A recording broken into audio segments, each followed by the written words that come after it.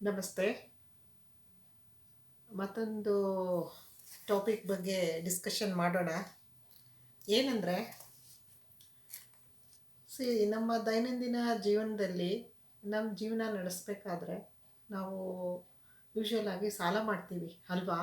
ಎಲ್ಲರಿಗೂ ಅವ್ರು ಎಷ್ಟೇ ಶ್ರೀಮಂತರಾಗಿದ್ದರೂ ಒಂದಲ್ಲ ಒಂದು ರೀತಿಯಲ್ಲಿ ಪ್ರತಿಯೊಬ್ಬರು ಬ್ಯಾಂಕ್ನಲ್ಲೋ ಅಥವಾ ಹ್ಯಾಂಡ್ ಲೋನೋ ಅಥವಾ ಏನೋ ಯಾವುದೋ ಒಂದು ರೀತಿಯಲ್ಲಿ ಸಾಲ ಅನ್ನೋದು ಮನುಷ್ಯ ಮಾಡ್ತಾನೇ ಇರ್ತಾನೆ ಅಲ್ವಾ? ಹಾಗಾಗಿ ನಾವು ಸಾಲ ಮಾಡಬೇಕಾದ್ರೆ ಸ್ವಲ್ಪ ಏನನ್ನೋದು ನಮಗೆ ಎಸೆನ್ಷಿಯಲ್ ಇದೆಯಾ ಇಲ್ವಾ ಅಂತ ಯೋಚನೆ ಮಾಡಿ ನಾವು ಸಾಲನ ಪಡ್ಕೋಬೇಕಾಗತ್ತೆ. ಓಕೆನಾ? ಯಾಕಂದರೆ ಸಿ ಒನ್ಸ್ ನಾವು ಸಾಲ ತಗೊಳ್ಳೋದು ಈಸಿ, ಬಟ್ ಅದು ರೀಪೇಮೆಂಟ್ ಅನ್ನೋದಿದೆಯಲ್ಲ, it is very very tough ಅಲ್ವಾ? ಹಾಗಾಗಿ ನಾವು ಸಾಲ ಪಡಿಬೇಕಾದ್ರೆ ಯಾವುದಕ್ಕೋಸ್ಕರ ನಾವು ಸಾಲ ಪಡಿತಾ ಇದ್ದೀವಿ ಮತ್ತು ಎಲ್ಲಿಂದ ಪಡಿತಾ ಇದ್ದೀವಿ ಅನ್ನೋದು ಬಹಳ ಮುಖ್ಯ ಆಗತ್ತೆ. ಹಾಗಾಗಿ ಸಾಲ ಮಾಡಬೇಕಾದ್ರೂ ಏನನ್ನೋದು ತುಂಬ ತುಂಬ ಯೋಚನೆ ಮಾಡಿ ನಾವು ಹಣನ ಸಾಲ ಪಡಿಬೇಕಾಗತ್ತೆ. ಸಾಲದಲ್ಲೂ ಸಹ 2 ರೀತಿ ಇರುತ್ತೆ. ಏನಪ್ಪ ಸಾಲದಲ್ಲೂ 2 ರೀತಿ ಇರುತ್ತಾ ಅಂದ್ಕೊಂಡ್ರೆ ಹೌದು. ಸಿ ಸಾಲಗಳಲ್ಲಿ ಒಂದು ಒಳ್ಳೆ ಸಾಲ ಅಂತ, ಇನ್ನೊಂದು ಕೆಟ್ಟ ಸಾಲ ಅಂತ ವಿಂಗಡಣೆ ಮಾಡ್ಬೋದು. ಏನಪ್ಪ ಒಳ್ಳೆ ಸಾಲ ಹೇಳೋದಾದರೆ, C home loan home loan ಅಥವಾ ಬಿಸ್ನೆಸ್ ಲೋನ್ ಅಥವಾ ಎಜುಕೇಷನ್ ಲೋನ್ ಇದೆಲ್ಲನೂ ಗುಡ್ ಲೋನ್ ಅಥವಾ ಒಳ್ಳೆ ಸಾಲ ಅಂಡರ್ ಬರುತ್ತೆ ಅಲ್ವಾ? ಯಾಕಂದರೆ ಹೋಮ್ ಲೋನ್ ಅಂದರೆ ನಮ್ಮ ಪರ್ಸ್ನಲ್ ಲೈಫಲ್ಲಿ ನಮಗೆ ಅಂತ ಒಂದು ಆಸ್ತಿ ಆಗತ್ತೆ, ಮತ್ತು ಹಣನೂ ನಾವು ಸಾಲ ತೊಗೊಂಡ್ರು ನಾಳೆ ಕಾಲಕ್ಕೆ ಅದ್ರ ಬೆಲೆ ಎರಡರಷ್ಟಾಗತ್ತೆ. ಹಾಗಾಗಿ ವರಿ ಮಾಡ್ಕೊಳ್ಬೇಕಾಗಿಲ್ಲ. ಎಜುಕೇಷನ್ ಲೋನ್ ತೊಗೊಂಡ್ರೆ ಅದು ಒಬ್ಬರು ಲೈಫ್ನ ಮುಂದೆ ನಡೆಸೋದಕ್ಕೆ ಅನುವು ಮಾಡಿಕೊಡತ್ತೆ. ಓಕೆನಾ? ಮತ್ತು ಮೂರನೇದು ನಾನು ಏನು ಹೇಳಿದೆ ಅಂದರೆ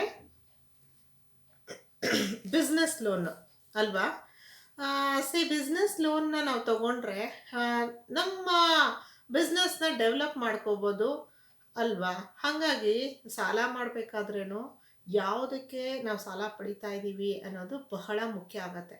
ಹಾಗೆ ಕೆಟ್ಟ ಸಾಲ ಅಂತ ಹೇಳಿದೆ, ಅದರ ಅಂಡರ್ ಯಾವುದ್ಯಾವ್ದು ಬರ್ಬೋದು? ಫಾರ್ ಎಕ್ಸಾಂಪಲ್ ಅಂತ ಹೇಳಿದ್ರೆ personal loan, unsecured personal loan.